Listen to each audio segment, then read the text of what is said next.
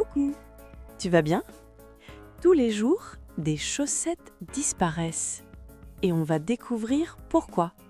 C'est parti pour l'histoire. Cet après-midi, Fabululu était en mission dans la buanderie. Une mission de la plus haute importance. Aider sa maman à trier le linge propre. Il soupira devant le spectacle le plus désolant de la maison. Un spectacle qu'il ne connaissait que trop bien. Le panier des orphelines. C'était un grand bac en osier, débordant de dizaines de chaussettes qui n'avaient plus de sœurs. Des petites, des grandes, des rayées, des chaussettes de sport, toutes seules.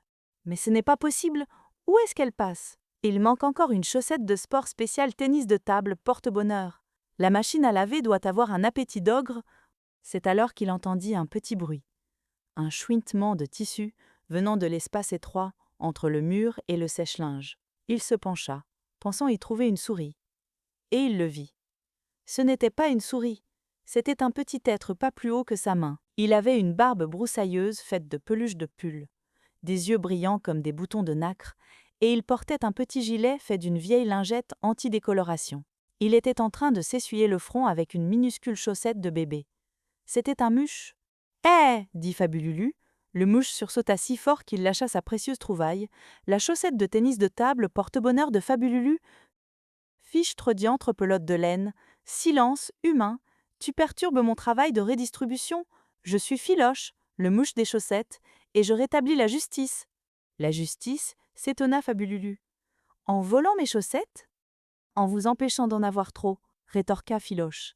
C'est totalement injuste que vous, les bipèdes, ayez des chaussettes en double. Vous accumulez. Une seule suffit amplement. Fabululu, perplexe, essaya d'expliquer. Mais on a 2 pieds, il nous faut 2 chaussettes. Le muche tapa du pied par terre. Faux et archi-faux, c'est illogique. Regarde tes chaussures, tu as bien une chaussure pour le pied gauche et une autre pour le pied droit? Ben oui. Alors, si tu as une chaussette pour le pied gauche, elle ne peut pas aller sur le pied droit. C'est impossible. Donc, la deuxième est superflue. C'est du gaspillage. C'est moi qui les prends. Fabululu tenta de protester. Mais si, les chaussettes gauches vont aussi au pied droit. Elles ne sont pas pareilles que les chaussures. Le muche des chaussettes mit ses mains sur ses hanches. Cela n'a aucun sens. Les humains, vous êtes vraiment bêtes. À ce moment précis, un deuxième muche apparut, glissant le long du tuyau d'évacuation de la machine à laver. Il était tout bleu, un peu humide, laissait une petite traînée d'eau savonneuse et semblait très pressé. Surprise, c'était Glouglou, le muche du robinet ouvert. « Salut, salut, ça fuit? Ça muche? Vous vous muchez sur quelle muche? »« Les chaussettes !» grogna Filoche. Cet humain prétend que ses chaussettes sont à la fois de gauche et de droite. « Oula !» répondit Glouglou en secouant la tête, faisant gicler de l'eau. Question complexe, très complexe. Ça dépend, elles sont froides ou chaudes. S'il y a un mitigeur, à ce moment-là, c'est une chaussette tiède, elle va aux 2, évidemment. C'est logique, mais pour les robinets de douche, c'est plus compliqué.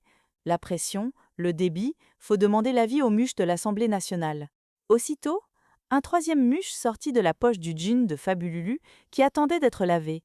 Il avait visiblement volé un papier important et portait une cravate tordue faite d'un lacet. C'était Articlus. Un quatrième muche arriva en courant, c'est le muche de l'Assemblée nationale, et il s'exclama « Désolé de mon manque de ponctualité, c'est la faute du muche des trains en retard, il bloque l'amendement sur la ponctualité. Vous muchiez quoi? Exactement. Un problème de chaussettes ?» On lui fit un résumé. Le muche de l'Assemblée tout sauta, prit un air très important. « Mes chers collègues, la question est simple. Peut-on, oui ou non, mettre 2 pieds dans une seule chaussette ?» Les autres muches se secouèrent la tête. « Non, impossible. » Exactement, j'en ai l'expérience avec les humains.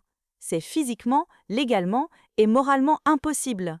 Sauf si la chaussette est de taille géante, auquel cas le déplacement n'est plus une marche, mais un sautillement sur place, ce qui est une toute autre motion. La chaussette est donc unique à chaque pied. Point, l'amendement est rejeté. Fabululu n'en pouvait plus de ce débat absurde. Mais arrêtez, c'est n'importe quoi, je vais vous le prouver, regardez. Il attrapa une chaussette grise dans la pile des orphelines, marquée d'une petite lettre G brodée, en l'honneur de la marque de la chaussette, mais les muches l'ignoraient. Ça, c'est une chaussette de pied gauche. La lettre G veut dire gauche.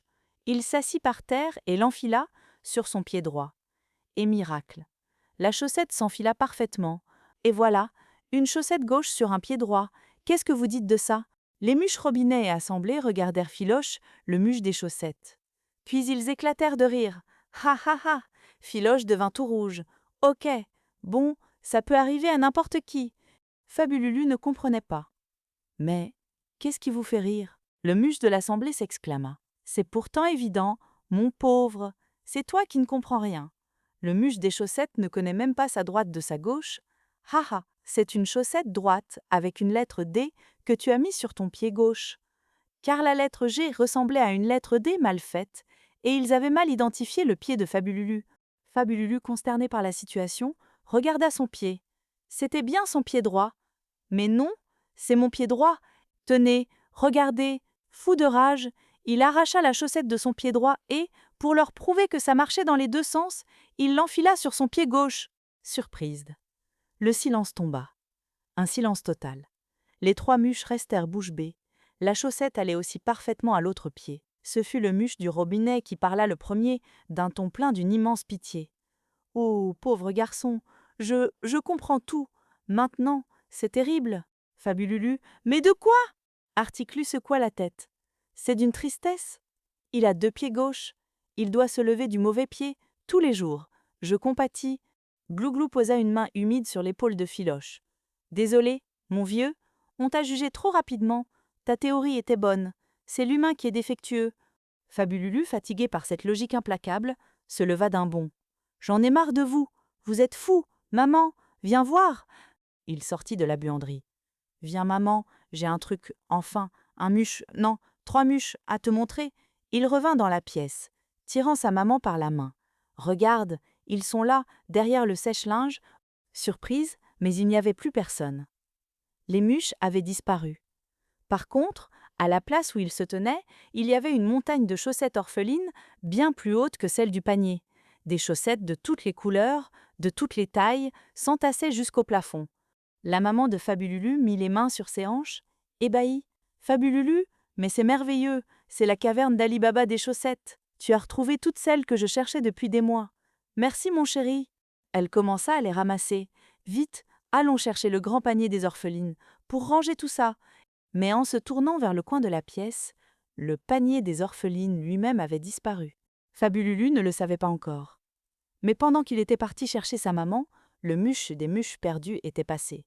Il avait vu ce panier rempli de pauvres chaussettes égarées, il avait entendu toute l'histoire sur les deux pieds gauches. Pris d'une immense pitié pour le muche des chaussettes, Philoche, qui devait gérer un humain si défectueux, il avait décidé de l'aider. Il avait pris le panier entier de chaussettes qu'il supposait être toutes gauches pour les rapporter au quartier général de Philoche en signe de solidarité. La guerre des chaussettes était loin d'être terminée. Étranges créatures, les muches. As-tu déjà rencontré ces créatures? Moi, non. Mais je crois qu'on va bientôt les revoir. Bonne nuit les petits. Bisous.